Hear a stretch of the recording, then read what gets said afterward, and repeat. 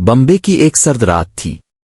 हवा में नमी थी, सड़कें तकरीबन सुनसान थीं और एक नौजवान अपने बाजू को तकिया बनाकर एक फुटपाथ पर लेटा आसमान को देख रहा था। इसकी आंखों में नींद से ज्यादा ख्वाब थे। सामने वही फिल्म स्टूडियो खड़ा था जहां चंद घंटे पहले इससे कहा गया था, तुम्हारे लिए यहां कोई जगह नहीं। ये नौजवान था नौशाद अली।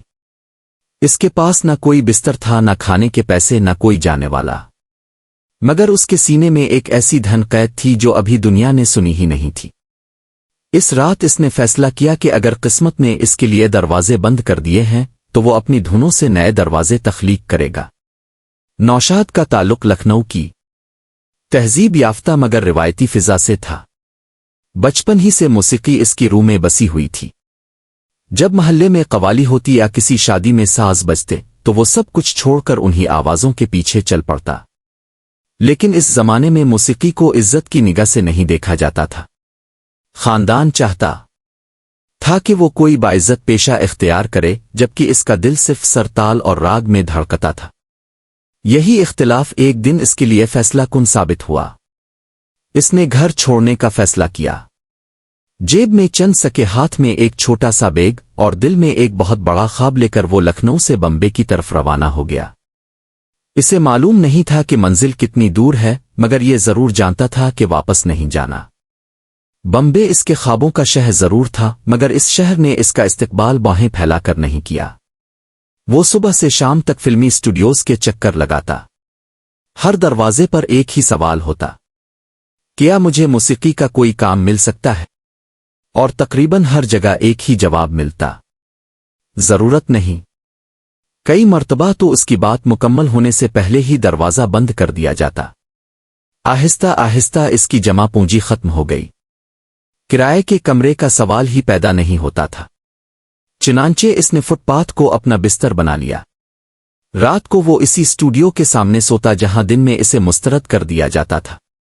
लोग आते जाते हंसते, अपनी कामयाबियों के किस्से सुनाते और वो खामोशी से आसमान देखता रहता। शायद किसी और के लिए यह खामोशी शिकस्त थी, मगर नौशाद के लिए यही खामोशी एक नई धन बन रही थी। भूख इंसान को तोड़ भी देती है और बना भी देती है।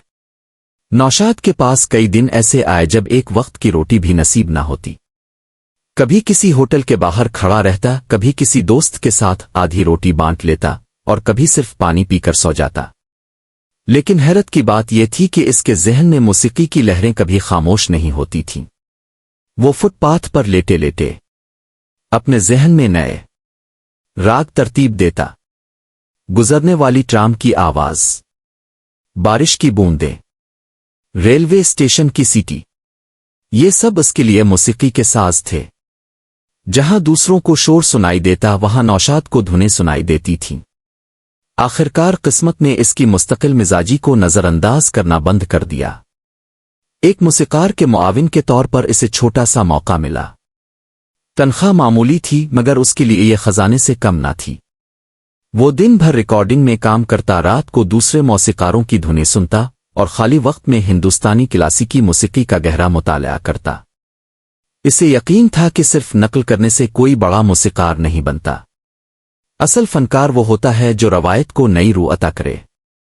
रफ्ता रफ्ता फिल्मी दुनिया ने महसूस किया कि इस नौजवान के पास कुछ मुख्तलिफ है। इसकी धुनों में हिंदुस्तान की मिट्टी की खुशबू थी। वो मगरबी साजों का इस्तेमाल भी करता, मगर क्लासिकी मौसीकी की बुनियाद कभी नहीं छोड़ता। इसके नगमे सिर्फ सुनाई नहीं देते थे, महसूस भी होते थे। जब इसने अपनी इब्तिदाई फिल्मों के लिए मौसीकी तरतीब दी तो लोगों ने पहली बार एक नई आवाज सुनी।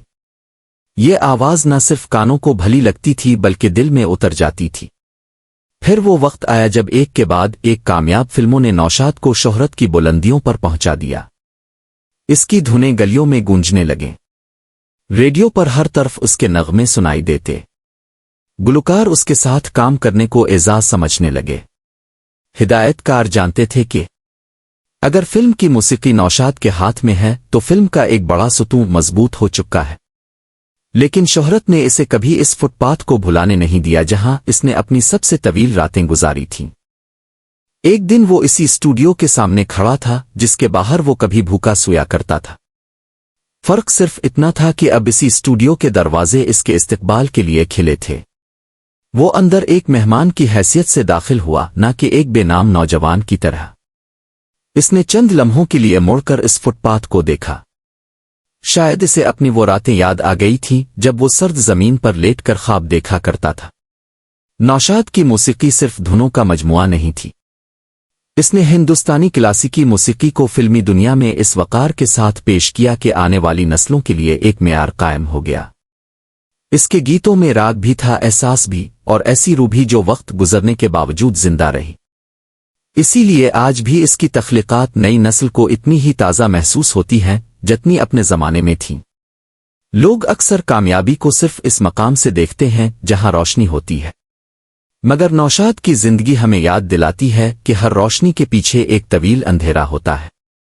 اگر وہ پہلی ہی ناکامی کے بعد واپس لکھنؤ لوٹ جاتا، اگر بھوک کے آگے ہار مان لیتا، اگر فٹ پاتھ کی سرد راتوں کو اپنی قسمت سمجھ لیتا، تو شاید دنیا کبھی اس موسیقی سے آشنا نہ ہوتی جس نے کروڑوں دلوں کو چھوا۔ نوشاد کا اصل راز صرف موسیقی نہیں تھا، اس کا اصل راز صبر تھا۔ وہ جانتا تھا کہ خواب صرف خواہش سے پورے نہیں ہوتے، ان کے لیے خاموشی برداشت کرنی پڑتی ہے، بھوک سہنی پڑتی ہے، تنہائی سے دوستی کرنی پڑتی ہے، اور ہر انکار کے بعد اگلے دروازے پر دستک دینی پڑتی ہے۔